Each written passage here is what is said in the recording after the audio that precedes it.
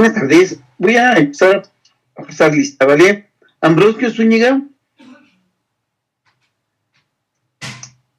Antonio. Presente, profesor. Arellano Bravo. Abelino.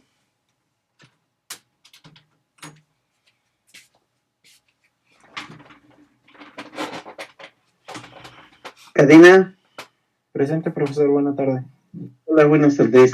De la Mora. Presente, profesor. González Hernández.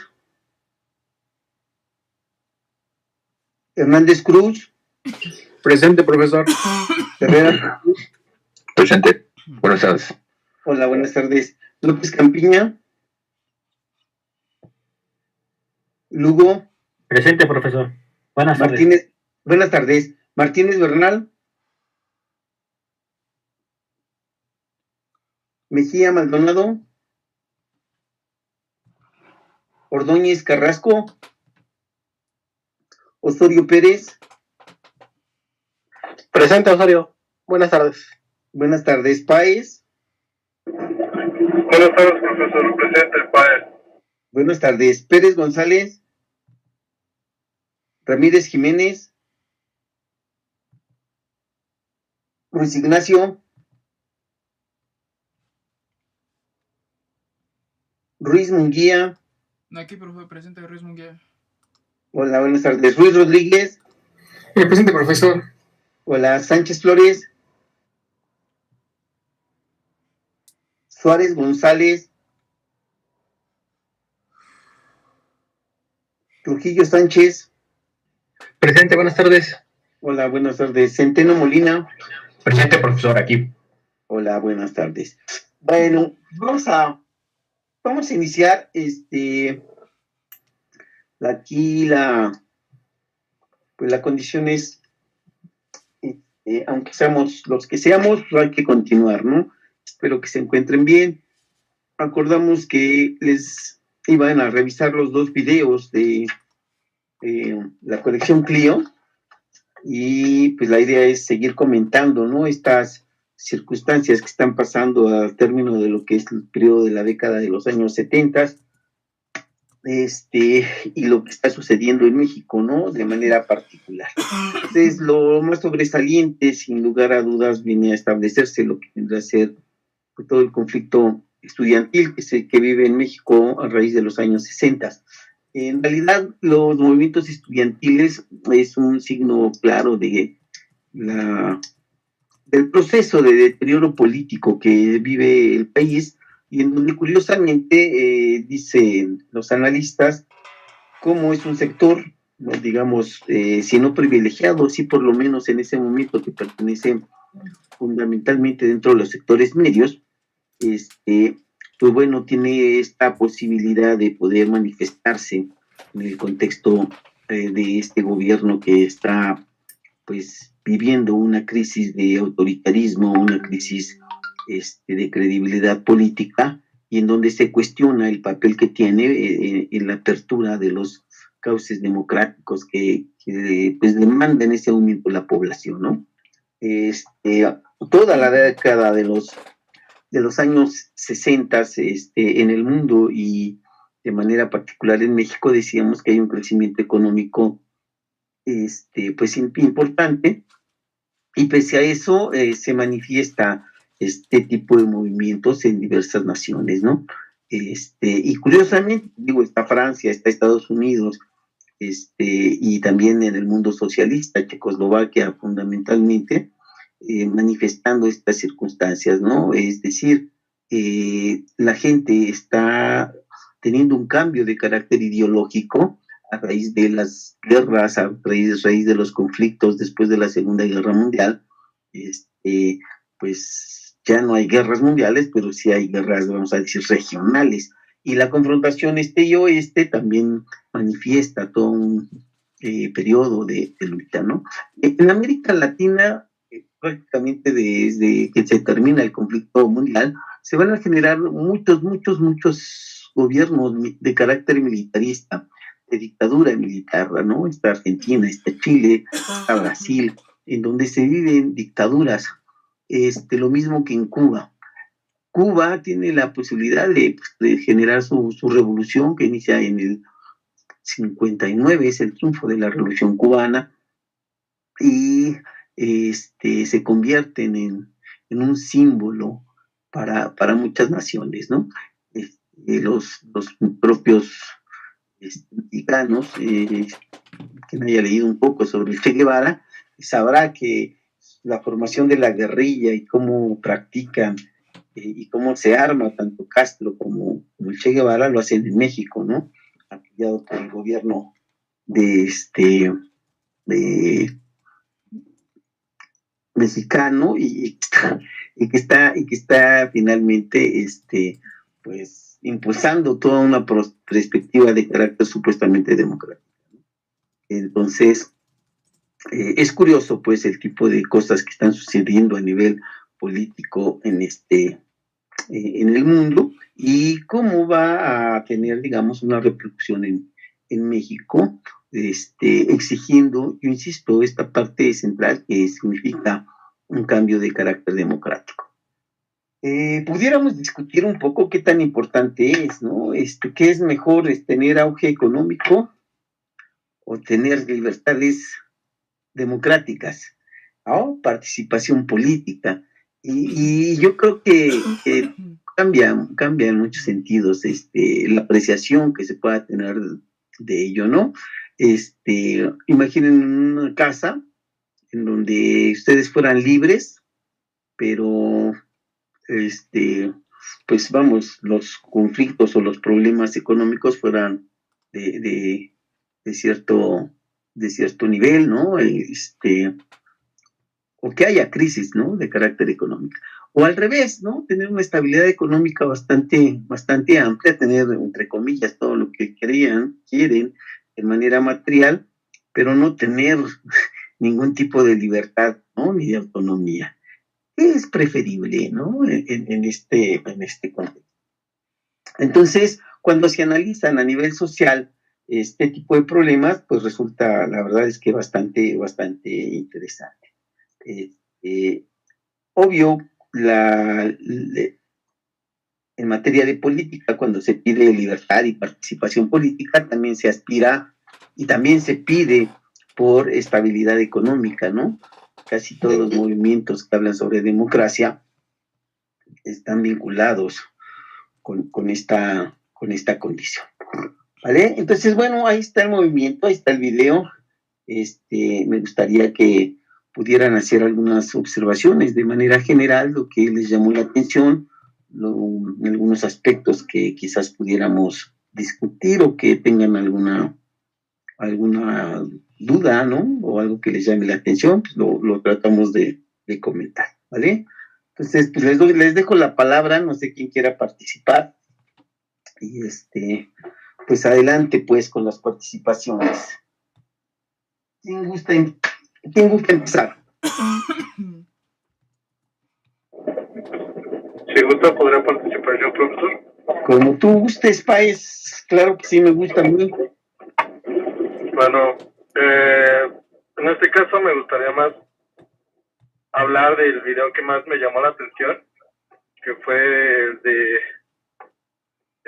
Presidente Apostador. Ok. Que me llamó mucho la atención el inicio del video, de cómo nos habla, cómo inició su gobierno. Inició su gobierno dando un discurso muy alentador, muy sí, con mucho auge de muchas cosas que va a hacer.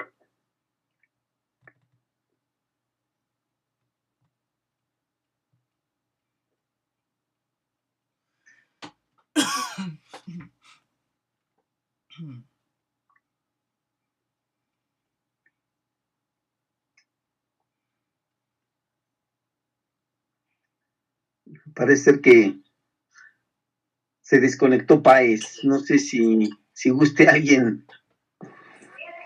Bueno, yo a mí me gustaría decir lo que regresa Paez. A mí me gustaría decir un comentario, profesor, hablando Sí, un poco adelante. acerca de lo que nos comentaba de vivir con todo, pero no vivir libres. Y a mí algo que se me hizo demasiado interesante fue en el gobierno de 1968, que es el de Díaz Ordaz, como por un error de impresión que bueno, cambiaban las palabras, hacía ver que el gobierno pues era muy, o sea, lo hace quedar mal.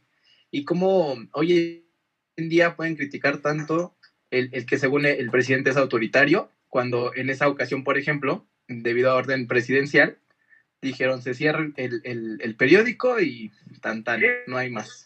Y adiós. Entonces eso se me hizo pues como muy curioso el cómo podemos comparar los diferentes gobiernos que tenemos hoy en día. Buena evolución.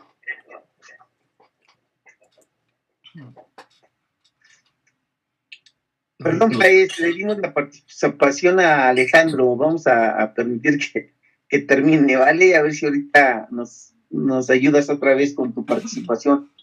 Sí, claro. Bueno, igual nada más para cerrar, me llamó mucho la atención, como decían, cómo le tenían el respeto al presidente en ese tiempo. O sea, cualquier persona que se paraba con él, pues prácticamente tenía que hacer como una reverencia, como si fuera una persona de la realeza. Entonces, esos puntos en específico son los que más me causaron como intriga. Claro, del otro video también algunos otros, pero pues comenzando por ese era un comentario, profesor. Gracias. Ok. Entonces hay algo que está presente, ¿no? Y es evidente el autoritarismo, es evidente pues la censura y digamos que el control sobre la prensa, ¿no? Sobre la prensa escrita, que en ese momento, pues obvio, es mucho más importante que hoy en día. Y bueno, pues es más, también es más fácil poder reprimir. Entonces, bueno, ahí hay un tema. Agregar algo. ¿Sí? Bien, bueno, hacer dos comparaciones de lo que tenemos en la actualidad con lo que pasó en 1968. Por ejemplo, este movimiento estudiantil que se realizó, pues llegó a fines que nadie se imaginaba, nadie quería la verdad, y a lo mejor de eso se aprendió que, bueno, esa presión que se ejerció sobre el gobierno, a lo mejor no lo supieron controlar y decidieron la salida más fácil, ¿no? Y pues más trágica, por así decirlo, a comparación de lo que sucedió, bueno, hace algunos años con el Politécnico que nos fuimos a paro, también se ejerció cierta presión sobre el gobierno, ¿no? Y afortunadamente varias peticiones fueron tomadas y de la mejor manera. Creo que la sociedad cuando se manifiesta, de la mejor manera puede obtener los resultados que quiere. No solo el gobierno es el que manda, por así decirlo, en nuestro país, ¿no? No es el último que da la palabra. Cuando las personas están inconformes y se saben organizar, pueden llegar a grandes resultados. Claro, ¿no? Y ahí vemos cómo quizás lo que tú dices, Cadena, respecto a pues lo que se aprende a través de la historia, pues efectivamente pues trata, ¿no? De incidir. Y los cambios, los tiempos cambian, ¿no? Los tiempos se transforman. En ese entonces el PRI era pues, prácticamente partido único, ¿no? No hay quien le hiciera sombra.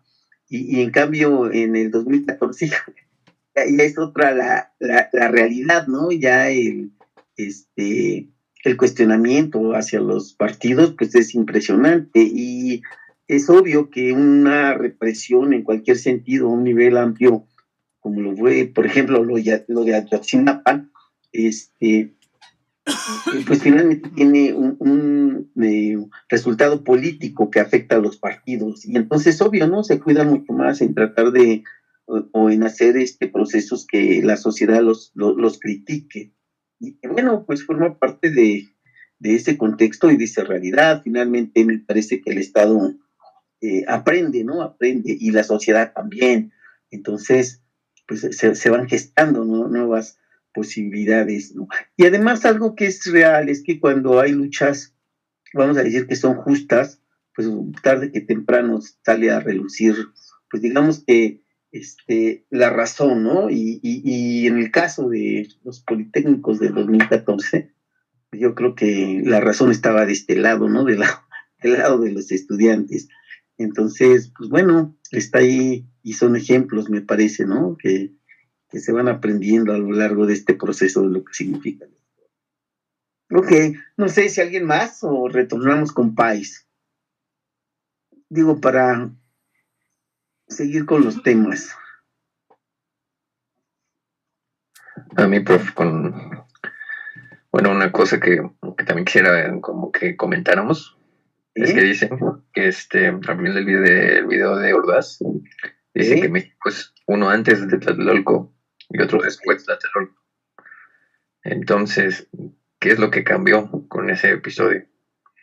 Yo lo asumí como que, digamos, que ya no se podía ejercer el mismo autoritarismo que se ejerció antes de Tlatelolco, porque el autoritarismo llevó precisamente a la matanza.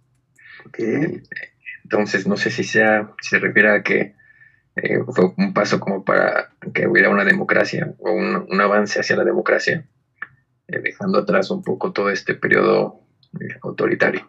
Entonces, no sé si podemos comentar eso. Eso es lo que yo entendí o lo que yo lo asumí así, pero no sé cómo ven ustedes.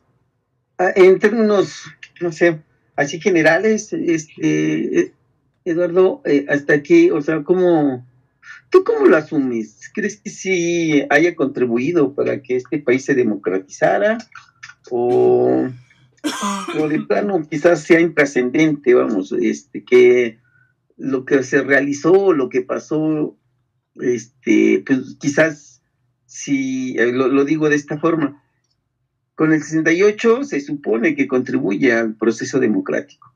Si no hubiera pasado, ¿tú crees que las cosas de todos modos hubieran cambiado? Quizá hubiera sido más lento, ¿no? Hubiera tomado todavía más tiempo, pero fue un episodio muy, muy violento, muy, muy brusco, muy brutal, ¿no? Yo creo que fue por eso aceleró quizá un poco eso. pero que aún así, como que democracia, todavía falta mucho, ¿no? Todavía no. Todavía. No, así que usted diga una democracia perfecta, pues, o digamos, de mayor nivel, pues no, tampoco sería una todavía, ¿no? Tampoco es tan cierto. Ok. Pues sí, ¿no? Depende mucho digamos, de los contextos y de las comparaciones. Si establecemos que, vamos, hay diversos niveles acerca de cómo hablar de democracia, ¿no? Hay una democracia de carácter político donde no se trata que la gente tenga este derecho y esta posibilidad de poder elegir a sus representantes. Y también hay una democracia, dice por ahí alguien, que es una forma de vida, ¿no? Y que tiene que ver no únicamente con los derechos políticos, sino con todo lo que significa la vida de una sociedad. Y entre ellos se supone que la democracia involucra hasta la repartición de la riqueza. Y entonces, obvio, ¿no? Si pensamos en esta definición de democracia vista desde una perspectiva amplia, pues para nada nos acercamos a ella, ¿no? Estaríamos muy lejos de poder vislumbrar una democracia de ese tipo. Sin embargo, a lo largo y los procesos de la historia, pues están ahí presentes, ¿no? Y yo creo que los cambios, si bien son lentos, como dice aquí el compañero Eduardo, la verdad es de que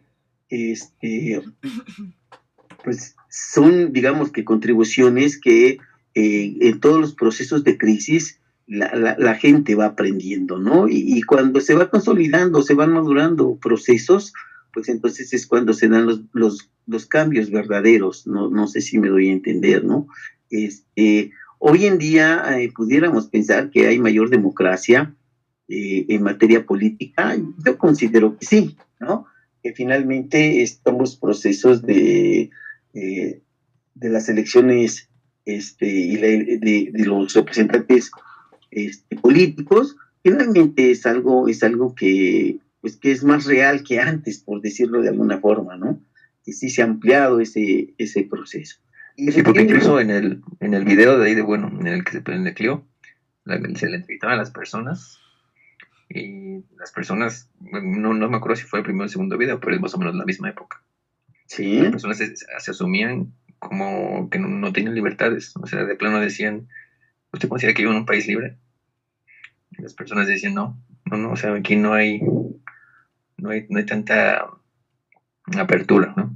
Claro. Entonces, pues yo creo que la democracia también es en parte libertad de las personas, ¿no? Claro. No, y ahí el caso que es en el video de López Portillo, cuando se menciona eso, y ahí el caso, pues es más que evidente, ¿no? Recuerden que es un candidato único, nadie más presenta una opción por ningún partido político para presidente de la República. Entonces, el mismo Portillo lo dice, ¿no? Aunque solamente hubiera votado su mamá por él, pues resulta que hubiera sido él el ganador. Entonces, también, ay, perdón. Adelante. Me causa mucha duda, porque ahí mencionan en el video que hay un candidato que recibe 1 millón de votos, pero como no estaba registrado, pues no pudo aspirar. No se le considera, ¿no? Ajá, no se le considera. Entonces, sí, creo que igual todavía las desigualdades son muy, muy marcadas, y aunque después el mismo presidente pues ya le dan los registros a estos partidos que los llama que los llaman en el video comunistas. Okay. No, y así se llaman, es el Partido Comunista como tal, existía ese partido, ¿no? Partido Comunista Mexicano. Entonces, sí, efectivamente, hay procesos en relación con el ámbito político en donde, pues bueno, las posibilidades de cambios sí se dieron demasiado poco a poco. Lo que es un hecho es que en ese momento, yo insisto, estamos hablando de los años 70, el PRI como partido único pues hace y deshace, ¿no? Y no hay una opción o no hay ningún partido que pudiera competir con ellos. Y entonces, pues en ese sentido, pues digamos que tienen el control absoluto en materia política y entonces pues hacen lo que quieren, ¿no? En sectores, los grupos minoritarios pues, no tienen muchas posibilidades. Y entonces, bueno, ya esta condición y este sentimiento de si te sientes o no te sientes libre, pues, va formando parte, ¿no? Precisamente de esta conciencia política. Y bueno, yo creo que es algo que poco a poco también la sociedad ha ido creciendo, ¿no? Porque bueno, por lo menos en ese momento se daba, ya había gente que se daba cuenta, ¿no? Hasta que finalmente, pues bueno, se forma, pues lo que vivimos ahora en el 2018, donde la gente vota y vota de manera declarada por un candidato diferente, ¿no? Al partido oficial, que es el PRI, ¿no? Entonces, me parece que ahí estamos viendo cómo efectivamente la sociedad me parece que ha estado en un proceso de cambio, buscando alternativas para, yo diría, ¿no? Tratar de ser mejores en materia política, ¿no? Ok. No sé si pensemos, y digo, ahí está lo político, no sé, me gustaría que alguien pudiera comentar sobre cómo ve todo el asunto o lo que percibe acerca de en materia económica en estos 2 sexenios, ¿no? ¿Cómo se percibe? ¿Cómo lo ven ustedes? ¿Cómo creen que está viviendo la gente?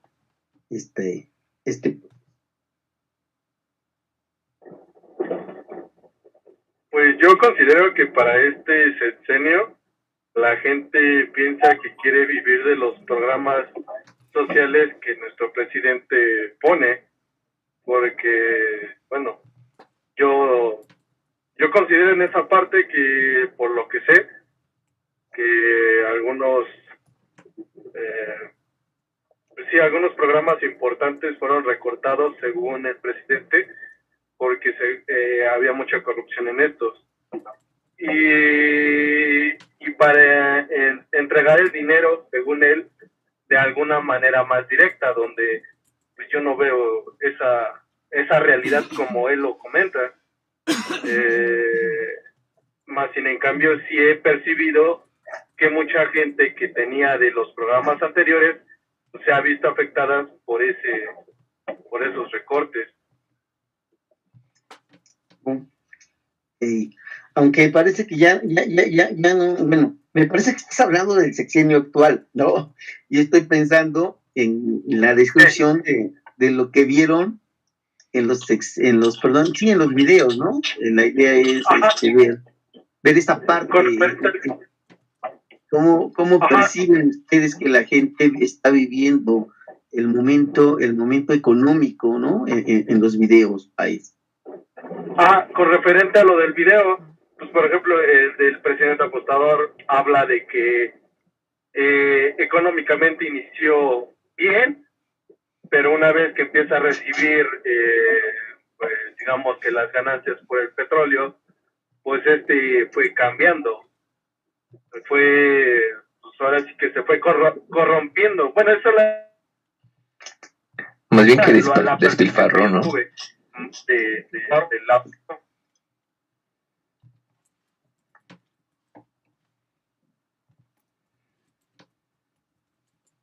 Bueno, creo que tal vez se fue País. Sí, otra vez.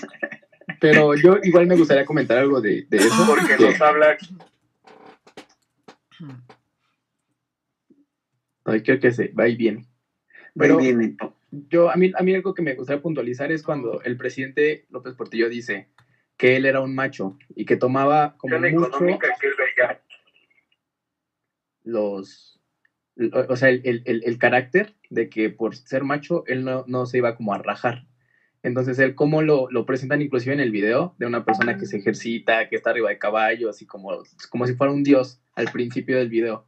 Entonces que esos mismos riesgos, o sea, que él por ser macho, que él como lo llamaba, pues dijo, de aquí soy y tengo la oportunidad, y como también lo mencionan, que van y le presentan al presidente, tenemos que salir al mar a buscar dinero, porque aquí ya no va a haber. Entonces, como también el secretario de Economía de ese entonces empieza a platicar y también le causa como mucha indignación el cómo dice, no supimos manejarlo.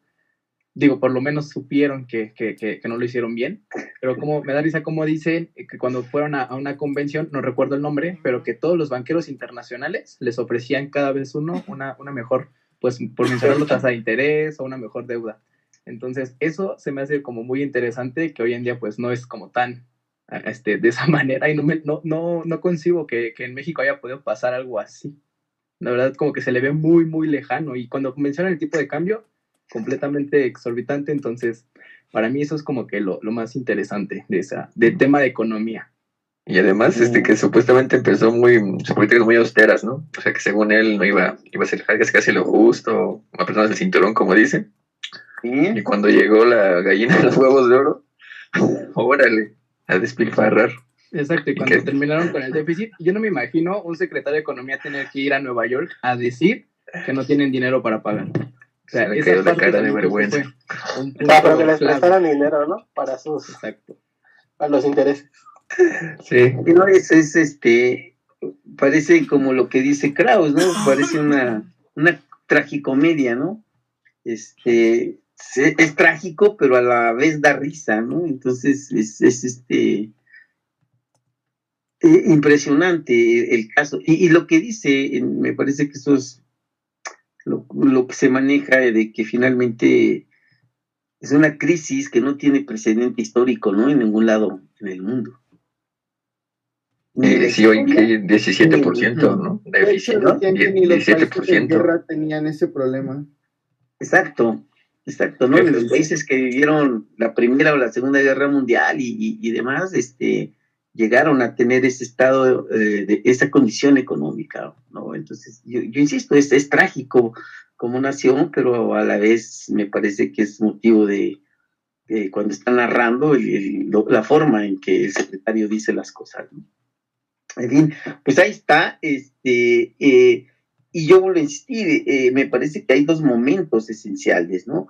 Todavía en este periodo hay estabilidad económica, y cuando se ve o se vislumbra que hay un crecimiento económico a causa de las reservas petroleras, pues primero el gobierno se emociona, transmite, ¿no?, a la sociedad, transmite al país vamos a decir, este optimismo, porque podemos entrar, digamos, al primer mundo a raíz de este desarrollo económico que se puede tener, y bueno, ¿no? Al cabo de, pues yo diría prácticamente 1 o 2 años, todo cambia, ¿no? Todo se transforma, y de todas estas esperanzas, pues no queda más que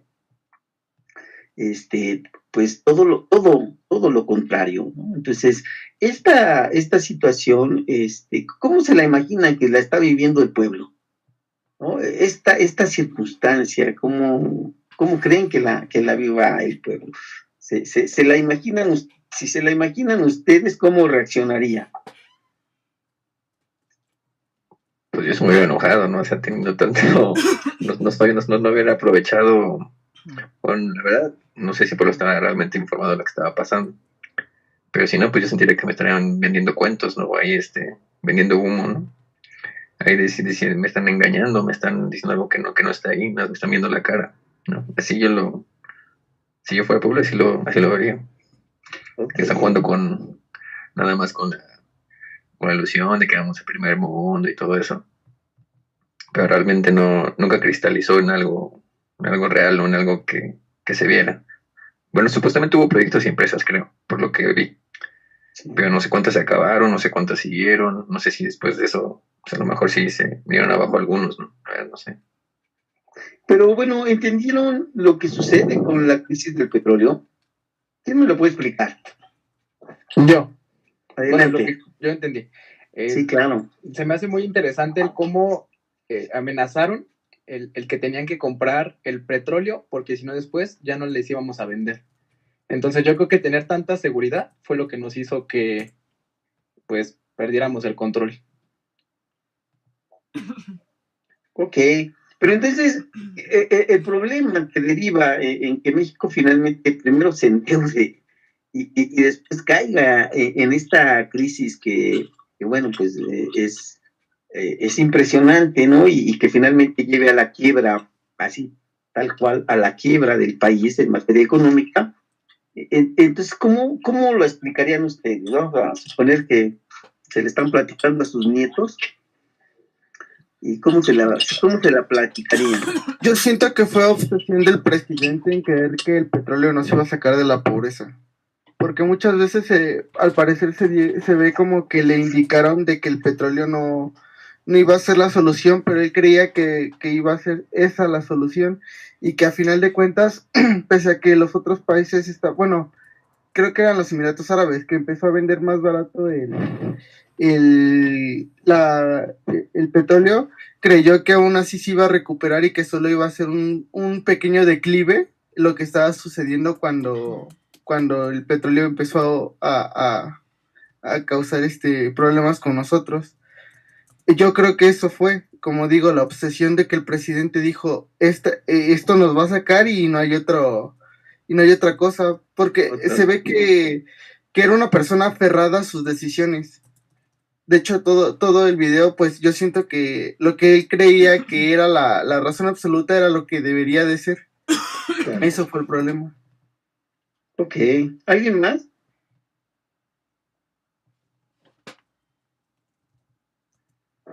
¿Nadie? Bueno, miren, yo ahí solamente quisiera hacer énfasis en lo que dice el video, ¿no? En realidad es un problema de carácter mundial.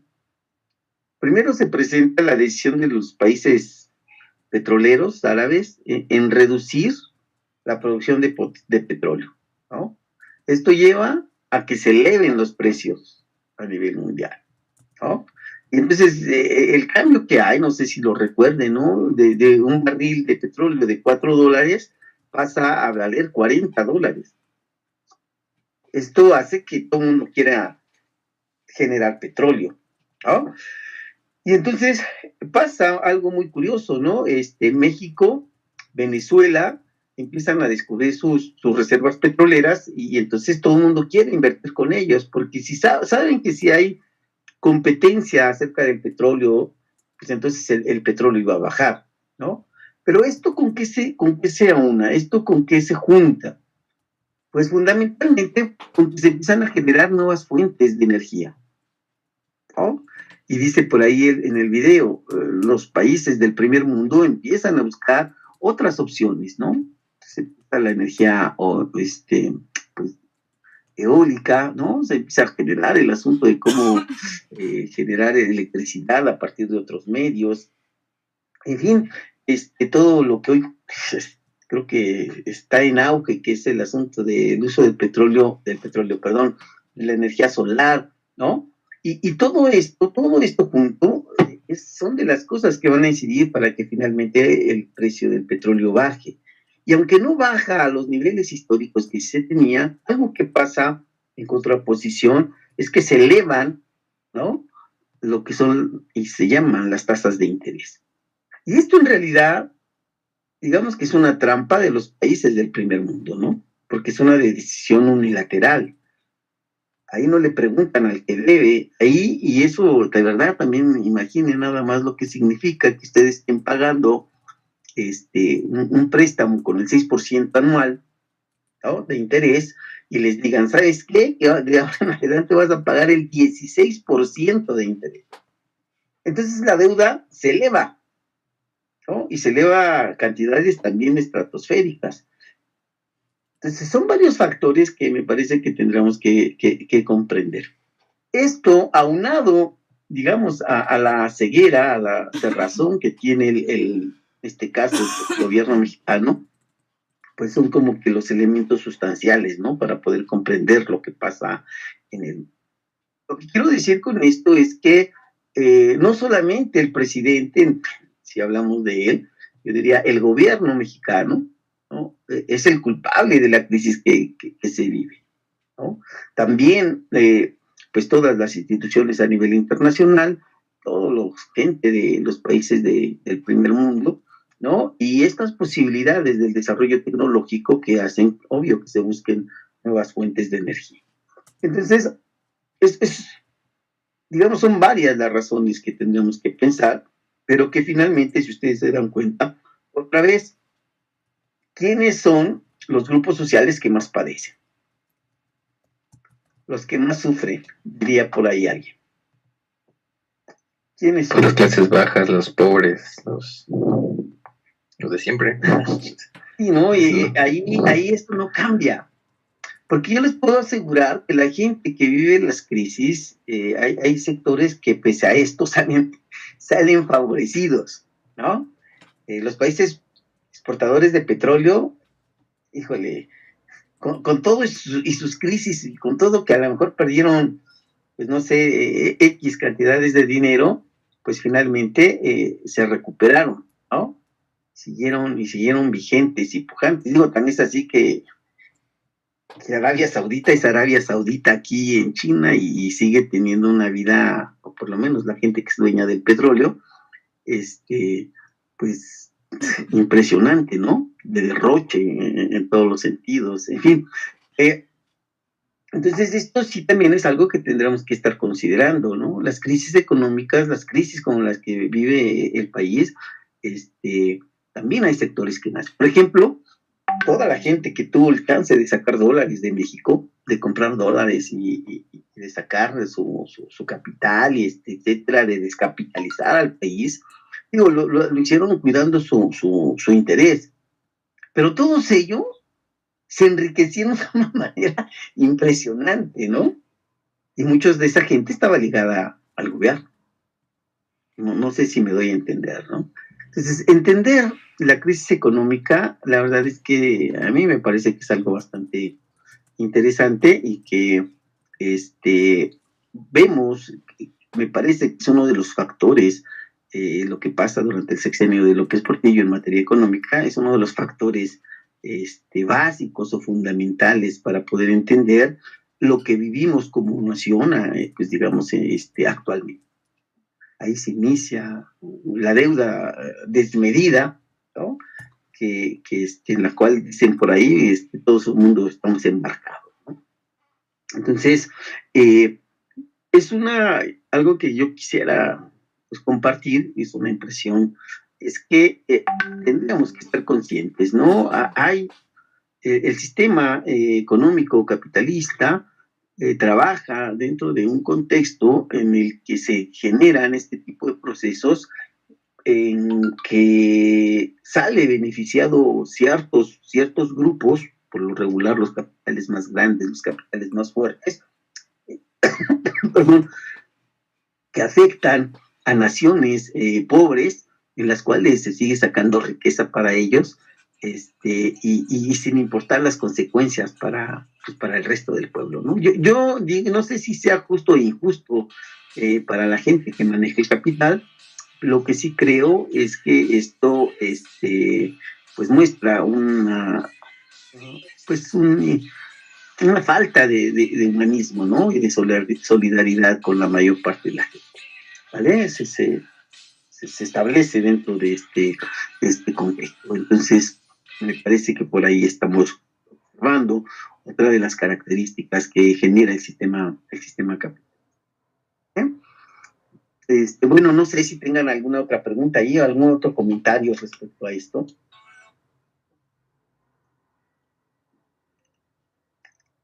¿Verdad?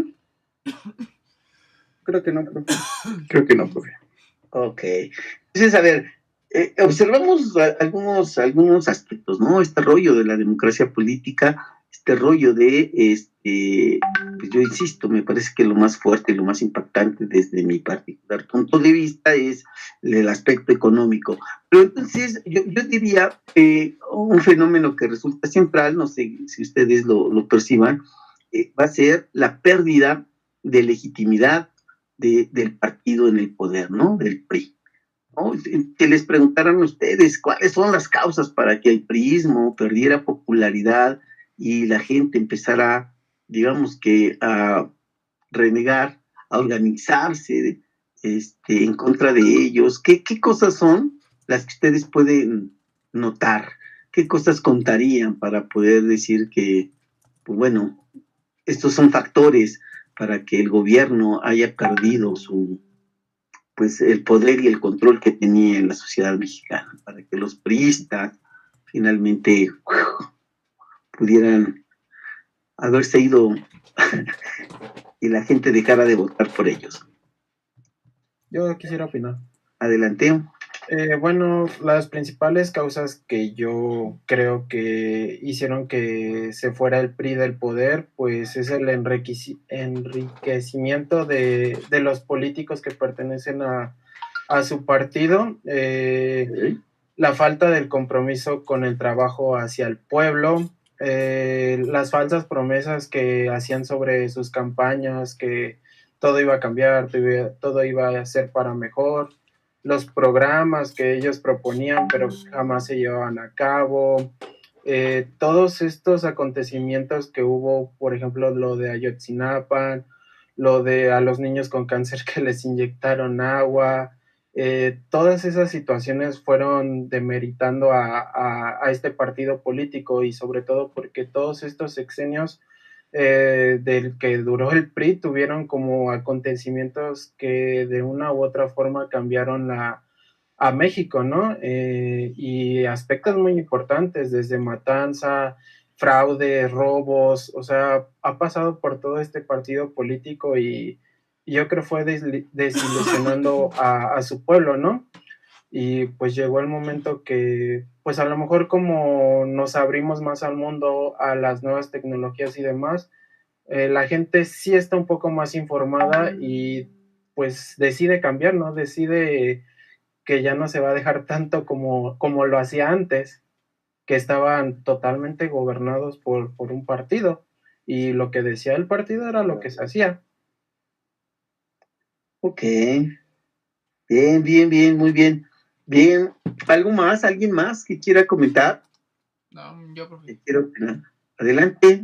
Bueno, conforme ahorita lo que comentó mi compañero, pues no sé si pueda complementar un poquito más. Yo siento que también una de las causas por las cuales fue el deslindamiento del PRI como pues sí, como partido político que gobernara a México, pues es pues sobre todo que nos cansamos de mentiras, ¿no? Yo creo que en cierto punto pues hay un punto en el que dices hasta aquí ya, no basta de lo mismo que comentó mi compañero, de que nos estén robando, de que nos estén mintiendo, de que hagan las cosas como ellos quieren y no como deben de hacerse de verdad. Entonces, siento yo que la gente cuando se cansa es cuando realmente toma acción y es cuando pues se provocan los grandes cambios, ¿no? Por ejemplo, no sé, algo que se me viene pues a la mente y que desafortunadamente pasó, pues fue lo del movimiento del 68, que es lo que también estábamos platicando ahorita. Pues, los estudiantes suavemente inconformes a todo lo que estábamos viviendo en ese entonces, pues dijeron, ¿sabes qué? Pues ya basta, o sea, ya no me está gustando este estilo que realmente nos están imponiendo, porque ni siquiera te lo están como proponiendo o algo así, no, o sea, fue una imposición y eso fue lo que siento que también pues denotó, ¿no? Que fuera lo que surgiera en ese movimiento. Bien. Ok, gracias. Bueno, ¿alguien más que quisiera opinar? Yo, profesor. Sí, dígame. Pues yo creo que el decaimiento del partido fue en dos grandes puntos. El primero con como lo dice en el movimiento del 68, donde la clase media, especialmente los doctores, los profesionistas, los estudiantes, pues se dieron cuenta del poder que ejercía el partido y cómo es que reprimían a estos sus ciudadanos, a su pueblo. Y el otro punto, que fue con el presidente apostador, que es que pues aparte de que se daba esta como imposición, pues también endeudaban al país, entonces pues no había ni control político ni control económico y había represión y endeudamiento. Entonces yo creo que esos son los dos puntos donde pues los jóvenes empezaron a dar cuenta, también las clases medias, y pues se dieron cuenta que no se les daba ni voz ni voto y además se les estaba endeudando. Ok, bien, me parece bien centeno. Entonces, yo creo que esos son de los aspectos principales, ¿no? Ahora, no sé si alguien pudiera imaginar cómo lo viven las instituciones en México, ¿no? Con todos estos procesos de crisis.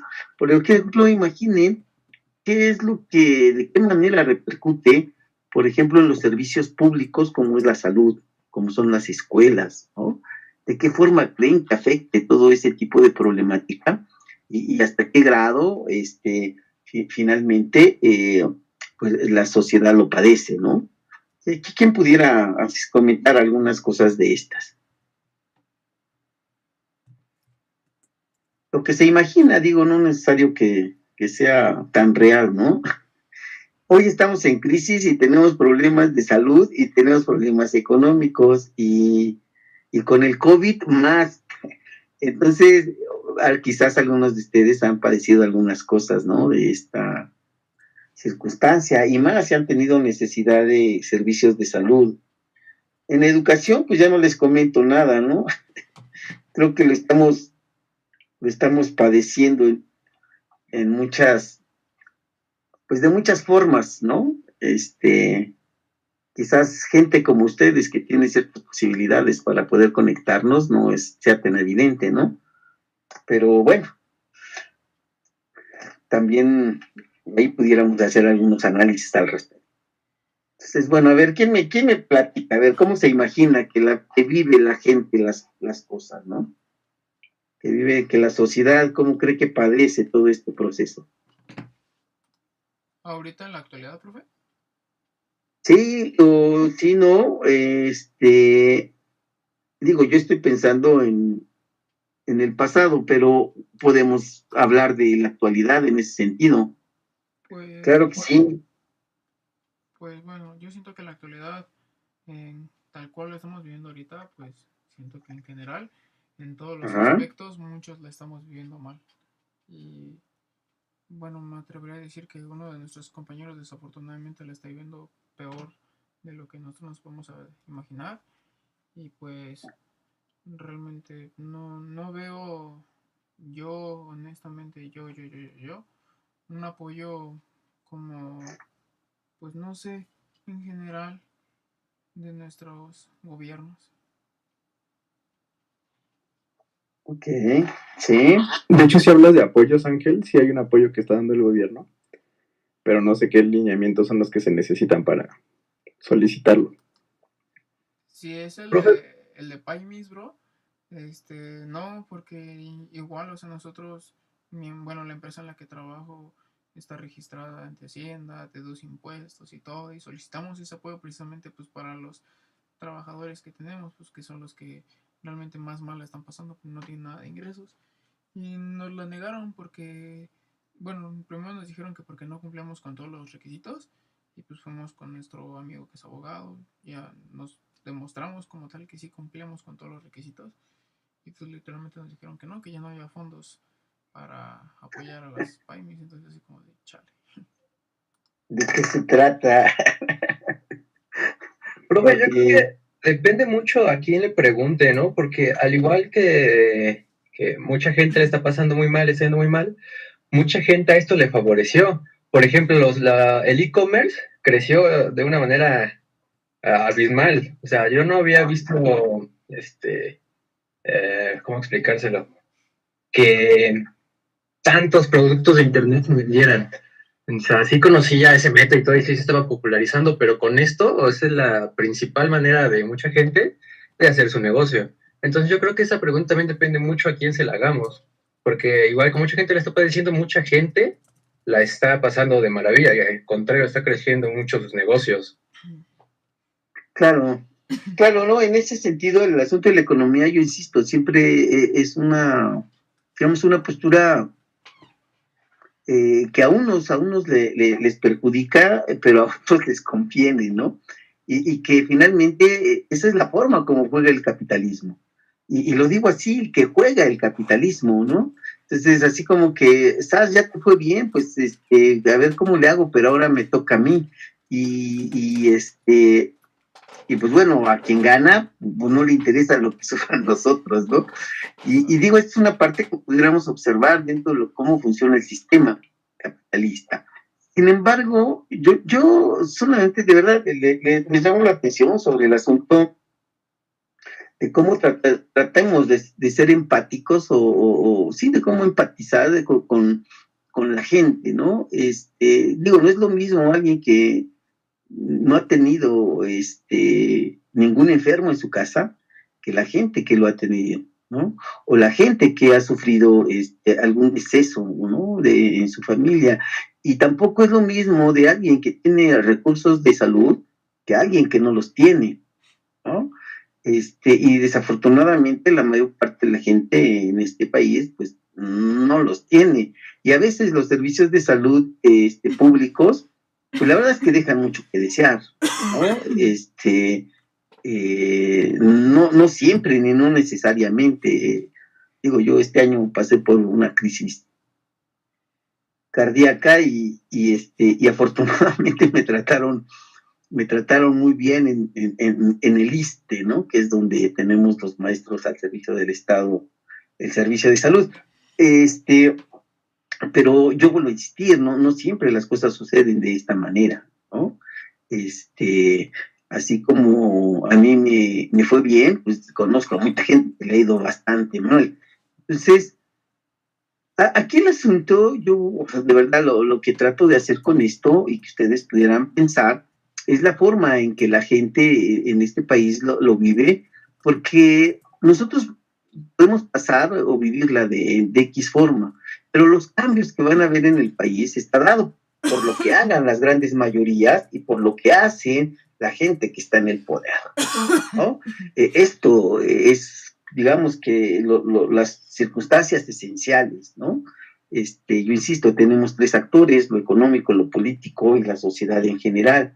Entonces, si no hay muchos cambios y pareciera que todo esté estable, por lo regular los políticos y el sector económico hacen lo que se les pega la gana. El problema para ellos es cuando la sociedad entra en un proceso de crisis y provoca cambios, ¿no? Y cambios estructurales. Entonces ahí sí estos cuates vamos, ahí es cuando tienen temor. ¿Me explico? Entonces, lo que vive México en el 68 y todo lo que se manifiesta, por lo menos en el Distrito Federal, tiene un impacto tal que en materia de conciencia política, en materia de la apreciación de lo que significa el partido y de lo que significan las libertades políticas, la democracia política, etcétera, sufre un cambio, ¿no? Y sufre un cambio impresionante. Cuando pasa el problema de lo que viene a ser la crisis económica del petróleo, sucede algo similar, ¿no? Y la sociedad se mueve, y la sociedad reacciona, ¿no? ¿Por qué? Porque está sufriendo de manera pues sumamente importante, ¿no? Aquí hay una condición que resulta impresionante. Yo les diría, ¿a quién en este momento le conviene que entre en crisis el gobierno de López Obrador? A su oposición. Así de sencillo, ¿no? Y piensen ustedes maquiavélicamente, es decir, piensen mal. ¿Creen que haya gente a la que le interese provocar pues toda esta crisis? Claro que sí. Por sus propios intereses. ¿Entiende eso? Y eso es pensar políticamente, ¿no? Eso es tratar de entender cómo funciona el sistema político. Porque efectivamente, si a López Obrador y al gobierno le va mal, al país le va mal. Pero habrá alguien a que le vaya bien. Al siguiente que puede exprimir el país. Así de simple, ¿no? Al siguiente que capitalice la inconformidad de la ciudadanía y que diga, como Obrador, Morena y todos estos cuates son bien chafas, pues hay que votar, ¿no? Por otro, ¿no? ¿Qué le pasó al PAN? Lo más seguro es que con Fox y con Calderón. Perdió su su apoyo social, bueno, como que cada vez se veía un poquito más mentiroso ante el pueblo y dejaron de creer en ellos. Vamos a decir que resultó chafa para las expectativas de la población. Y finalmente, cuando resultó chafa el PRI, ¿por quién votó la sociedad? Pues otra vez, perdón, cuando resultó mal el PAN, ¿por quién votó la sociedad? Pues otra vez votó por el PRI, ¿no? Y yo pienso que quizás eso mismo estén pensando hoy en día con Obrador. No sé si me doy a entender, ¿no? Me parece que estas son de las cosas que tendríamos que aprender dentro del contexto de lo que es la historia política, ¿no? Y de los fenómenos que se están viviendo. Finalmente, yo vuelvo a insistirles, ¿no? ¿Ustedes creen que en el gobierno de López Portillo hubo gente que se enriqueció? Sí, de hecho decía una parte que él empezó a poner a sus familiares en puestos que pues no estaban capacitados. El negro Durazo, por ejemplo. Y es más, que hasta trajo al Papa, ¿no? Para que su madre lo conociera, que se me hizo una absurdez cuando el país estaba en crisis y se supone que él siempre veía que dijo que iba a ser austero. Sí, ¿no? También esa parte genera, fíjense lo que son las cosas, un cambio trascendental, ¿no? La apertura de México hacia lo que viene a ser la jerarquía católica y las relaciones con el Vaticano, ¿no? Específicamente con el Vaticano y pues en ese sentido con el Papa, pues es una condición dada a raíz de, vamos a decir, el capricho pues en este caso de José López Portillo, ¿no? Porque después de eso ya se abrió toda la posibilidad de relación y de vínculo que no se tenía por ser un Estado laico, ¿no? Y que se había respetado durante mucho tiempo. Precisamente por establecer que México es un Estado laico, no por otra cosa, ¿no? Entonces, bueno, son parte de las incongruencias, ¿no? Y que al verse al presidente como, pues esto, como un dios, pues hace que haga y deshaga y pues prácticamente que ponga a su disposición, ¿no? Todo lo que significa el Estado mexicano. Entonces, bueno, y me parece que forma parte de este conocimiento que tenemos que tener los mexicanos acerca del tipo de gobiernos que hemos padecido y del tipo de presidentes que finalmente pues, han tomado la dirección de este país, ¿no? Bueno, en fin, pues no sé, yo pudiera seguir mencionando varias cosas, algo que solamente les diría yo, en el momento en que México o cualquier nación entra en crisis, por regla, lo primero que empieza a padecer son los sectores en donde se da financiamiento, ¿no? Y entonces, pues bueno, es difícil, por ejemplo, que México el gobierno deje de dar dinero a todo lo que es el sector educativo, porque esto sería un caos, pero como no se lo imagina. Sin embargo, sí se empieza a reducir, ¿no? El presupuesto, se empieza a reducir el financiamiento, y esto va a redundar en una baja de calidad educativa, va a redundar en menos contratación de docentes, va a redundar en menos creación de escuelas, y se van a establecer toda una serie de rezagos educativos en todos los ámbitos, ¿no? Precisamente. Las crisis económicas afectan prácticamente todos los sectores de salud, no se diga, ¿no? Y si ustedes, no sé si tengan la necesidad de ocupar el servicio de salud pública, pero bueno, ¿no? Hay instalaciones de ciertos hospitales públicos que la verdad híjole, pues una lástima, ¿no? Para la gente que los ocupa. Y obvio, pues, todo ello va repercutiendo en los servicios que se prestan, en el rollo de que no hay medicinas, en el rollo de que los salarios son bajos y entonces los compromisos pues, de sus trabajadores tampoco no son los mismos, ¿no? Está un dicho famoso de los burócratas que dice que el gobierno hace como que te paga y pues yo hago como que trabajo. Entonces se generaliza la inconformidad, se generaliza pues el desapego y la falta de compromiso por el desarrollo de una nación. Frente a esas condiciones, ¿ustedes qué creen que tenga que hacer la población? Y con eso vamos a acabar. La última pregunta. Con eso vamos a acabar. Frente a esas condiciones en las que nos describen qué pasa con el autoritarismo del señor Gustavo Díaz Ordaz, con la represión, con la matanza, frente, vamos a decir, a la quiebra económica de la nación, a la salida, perdón, de capitales, a la devaluación que es impresionante, a la inflación que la gente no le alcanza para comer. ¿Qué tenemos que hacer la población? Pues exigirle a los gobernantes, ¿no? Que realmente, pues, hagan las cosas que se necesarias para poder, pues tener un beneficio para todos, ¿no? Porque realmente luego pasa que, pues, ya lo ha comentado usted, de que se benefician solo unos cuantos o que ni siquiera les importan las condiciones que está el país o lo que padezcan otros mientras ellos se enriquezcan o acumulen poder, ¿no? Entonces, pues como ciudadanos quizás primero a educarnos, aprender a exigir a nosotros mismos como personas y también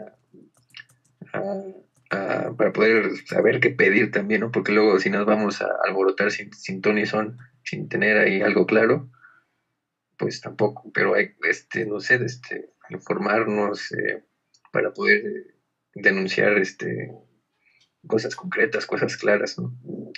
Saber qué pedir a los gobernantes, exigirles. Entonces yo creo que pues por ahí va.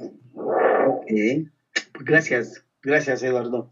Bien, ¿alguien más? ¿Otra participación más?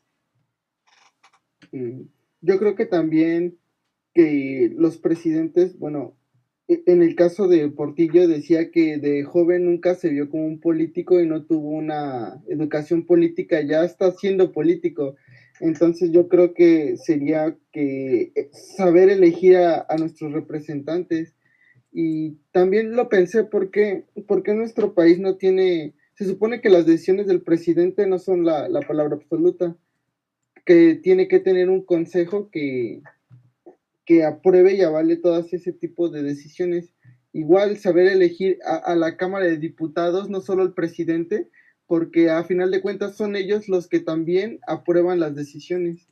Eso es algo que yo considero que debería de ser una parte en los ciudadanos, saber sobre no solo el presidente, sino todo lo que abarca la presidencia, las decisiones del país. Ok, muy bien, de verdad. ¿Cómo te llamas? Soy Martínez Bernal. Martínez, gracias. Ajá, y entré tarde a la clase, profe, para que una vez me pase listo. Ok, déjame ver, Martínez, así es que tuve problemas con la red. Ok, vale. Bueno, ¿una participación más o ahí muere? ¿Nadie más quiere participar? Me gustaría pues ya recomplementar lo que comentaron mis compañeros, tomando un poco lo que comentaba Ciel, es que también tendría que, pues sí, tener un poco más de educación la mayoría, porque siento yo que los que ya tienen un poco más de entendimiento son los que analizan, los que reflexionan todas estas decisiones. Más sin en cambio, hay personas que, no, pues es que haga lo que yo haga, no, no va a haber un cambio. Si se llegase a cambiar esa perspectiva, yo creo que podríamos hacer, yo siento, que como comunidad, en serio, poder pedirle a nuestros representantes que tomen acciones acorde a lo que se requiere. Se comentaba mucho que estas elecciones que pasaron y las que están por venir ya son más complejas para los candidatos. ¿Por qué? Porque ya hay más gente que razona. Hay gente que ya entiende quién puede elegir y quién puede hacer algo. Porque antes era mucha gente que pues no se preparaba, que gente que no llegaba a una percepción de crecimiento. Entonces eso delimitaba los conocimientos de algunas personas. Bien. Yo también, profesor. Adelante, Lugo. Bueno, yo creo que ahorita, en la actualidad, es la forma en que nos informamos sobre lo que está pasando ya hay más variedad de forma de saber lo que está pasando en el país, porque ya hay más medios de comunicación. No es tanto de que esté la gente educada, porque sigue habiendo mucha gente que sigue sin estudiar, que no entraron a la carrera, no entraron a la prepa, lo que sea, ¿no?